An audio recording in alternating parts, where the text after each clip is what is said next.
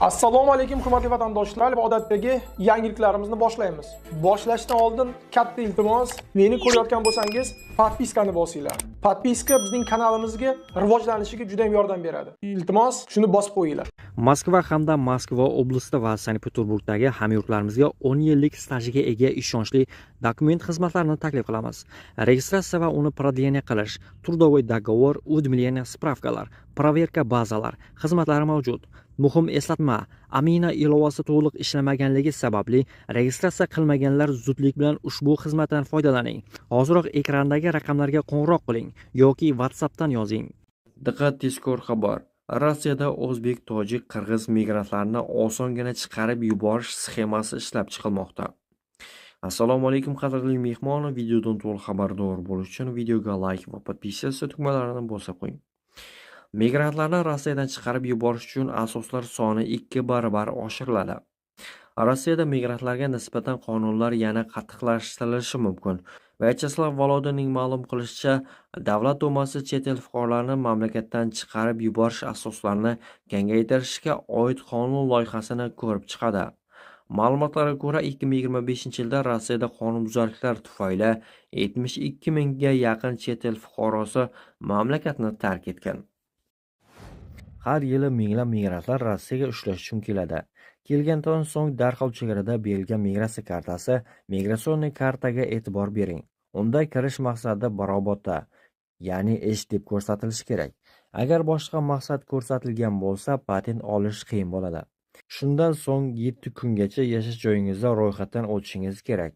Buni uy egasi ko'p funksiyali markaz yoki Ichki ishlar vazirligi orqali amalga oshirish mumkin. Ro'yxatdan o'tmasdan keyingi bosqichga o'ta olmaysiz.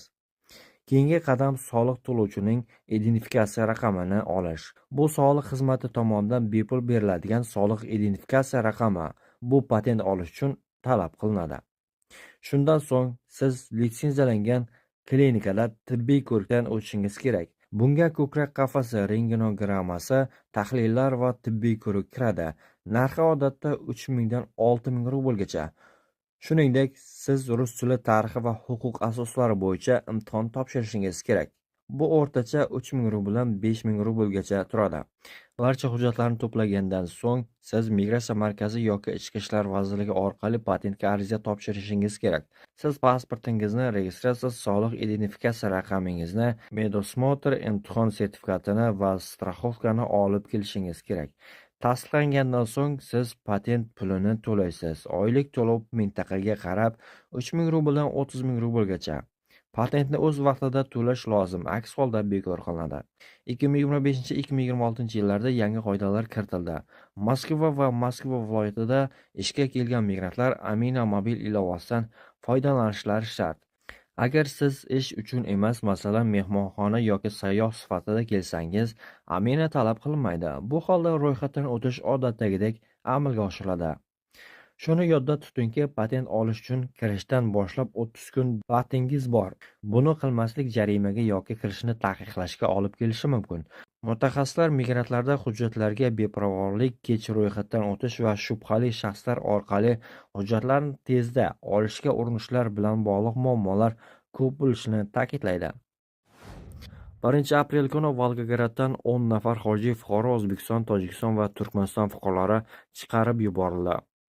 Ilgari ba'zi huquqbuzarlar familiyasi va hujjatlarini o'zgartirib Rossiyaga qaytishga urinishar edi.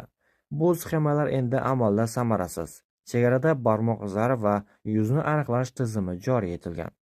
Kelayotgan migrantlarning so'zlariga ko'ra, ularning ko'pchiligi Rossiyaga qaytishni rejalashtirmayapti. 2026 yil boshidan beri sud ijrochilari 172 nafar chet el fuqarosini deportatsiya qilgan. Ularning barchasi Rossiyaga kirish yoki yashash qoidalarini buzgan va hujjatsiz ishlagan. 2026-yil bahorda aviatashuvlar bozorida global omillar va mavsumiy talab tufayli narxlarning sezilarli darajada oshishi kuzatildi.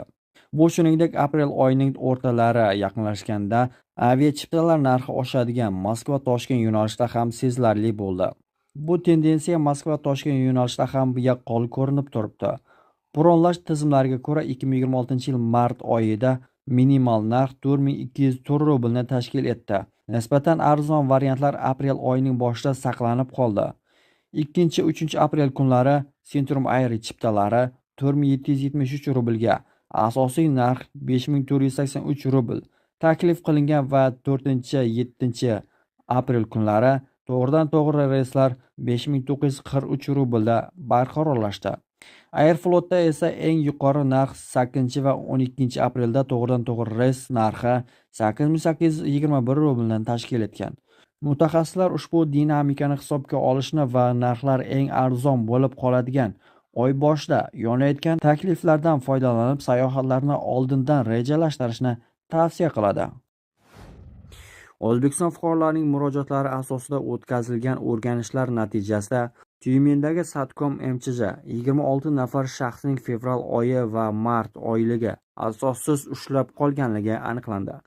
Yekaterinburgdagi bosh konsulxona va migratsiya agentligi vakillari bu holat yuzasidan vositachi ish beruvchilar ishtirokida muzokaralar o'tkazdi. Muzokaralar natijasida ularning jami 2 million rubl maoshi hisoblanib, ish haqlari olib berildi. Bundan tashqari, avvalroq bu tashkilotdan ish haqini ololmay ketgan yana 80 nafar fuqaroning ish haqi tez orada to'lanishi bo'yicha qat'iy kelishuvga erishildi. Bunday holat yuzaga kelganda migratsiya agentligi murojaat qilish mumkinligi aytilmoqda. Qisqa raqam 1282. Xavfli kasalliklar aniqlangan migrantlar Rossiyadan deportatsiya qilinishi kerak, dedi Xavfsizlik kengashi raisi o'rinbosari Dmitriy Medvedev. U shuningdek muammolardan biri migrantlar mahalliy aholidan ajrab alohida jamoalardan yashaydigan etnik anklavlar ekanligini ta'kidladi. Uning iddaosicha, bunday sharoitlarda odamlarga moslashish, tilni o'rganish va mahalliy qoidalarga rioya qilish qiyinroq kechar ekan. Medvedev bunday yashash va jinoyatchiliklarning ko'payishi o'rtasida to'g'ridan-to'g'ri bog'liqlik borligini aytgan. Uning fikricha, agar migrantlar izolyatsiyada yashasa va mahalliy aholi bilan kam aloqada bo'lsa, ular qonunga rioya qilish ehtimoli kamroq bo'lar ekan. U vaziyat nafaqat muammolarni, balki aniq choralarni ham talab qilishni, uning migrantlarga yumshoq muomala qilish samarasizligini aytmoqda. Ushbu videoda Rossiyadagi o'zbeklarni deport bo'lib kutib yotganligini ko'rishingiz mumkin. Ular hech qanaqangi sharoiti bo'lmagan joylarda yotishibdi. Hattoki pollarda ham yotishga majbur bo'lishmoqda. Ushbu videoni ko'rib batafsil bilib olishingiz mumkin. Muhim, diqqat qiling. Rossiyaga borayotganlar va Rossiyadagilar. Rossiyaning migratsiya qoidalariga rioya qilishga harakat qiling. Bo'lmasa sizlarni ham shu kabi holatlarga solishlari mumkin. Videoga like bosib, kanalga obuna bo'lib, do'stlarga ulashni unutmang. Assalomu alaykum. Avvalambor O'zbekiston xalqiga. Bizlar hozir Vladivostok aeroportida qamal yotibmiz, itdek bo'lib. Mana hamma yotdi. Soat uji bir kunlab uxlagan yo'q hech qaysi odam, mana. Sharoit yo'q. Mana itdek bo'lib yotibdi o'zbek xalqi. Hammani bez dokument deb hech qanaqa sabab yo'q, deportib yuboryapti hammaga. Mana bu yerda yotibdi odamlar, mana zaxda. Besabab 50 yilga aniq qo'yadi, deport qo'yadi. Mana sharoitlar yo'q hech kim. Mana eshiklar qulf mana. Mana eshiklar ochilmaydi. Ana yerda telefonlarimiz turibdi korobkada. Pasport, telefon, hamma narsamizni olib qo'yishgan. Chiqarishmayapti qamoqda ishlagandek. Mana odamlar sovqatib yotibdi, zaxt hamma yo'q. Bitta xona 50 kishini tiqqan. Zaxt. Bitta xonaga 60 kishini tiqqanman.